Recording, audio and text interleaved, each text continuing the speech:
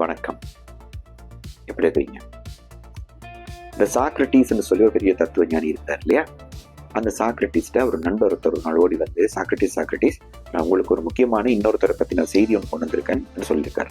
அந்த சாக்ரட்டிஸ் அது என்னன்னு கேட்கறதுக்கு முன்னாடி 3 கேள்வி இருக்கு, பதில் சொல்றியான்னு கேட்டிருக்காரு. அதோட கேட்ட முதலாவது கேள்வி, நீ சொல்ல வந்திருக்கிற இந்த செய்தி நல்ல செய்தியா கெட்ட செய்தியான்னு கேட்டார். உடனே அவர் சொன்னாராம், நிச்சயமா அது கெட்ட செய்தி சாக்ரட்டிஸ். அப்பதான் 2வது கேள்வி, நீ கொண்டு வந்திருக்கிறிய அந்த செய்தி அது நீ கண்ணால பார்த்து உறுதிப்படுத்தினியான்னு கேட்டார்.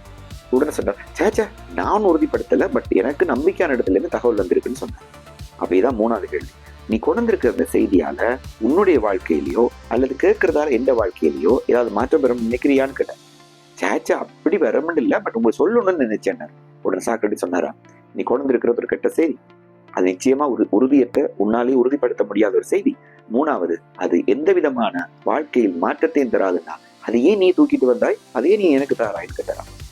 வாழ்க்கையில இந்த கோசிப்ஸ்ன்னு சொல்லுவாங்க இல்லையா, அதாவது கிசுன்னு சொல்லுவாங்க. உடனே தூக்கி அங்க போய் சொல்றது, அதை போய் இங்க சொல்றது, கற்பனையில பேசுறது. இதை நாம செய்யாம இருக்கணும்னா இந்த 3 கேள்வி கேட்டீங்கன்னா நம்மளோட குவாலிட்டி ஆஃப் லைஃப் அல்லது குவாலிட்டி ஆஃப் பர்சன் சொல்லுவாங்க இல்லையா, நல்ல தரமான மனிதர்களாக இந்த உலகத்துல மற்றவர்கள் முன் நம்ம தோன்ற முடியும். Think about it. Have a nice day.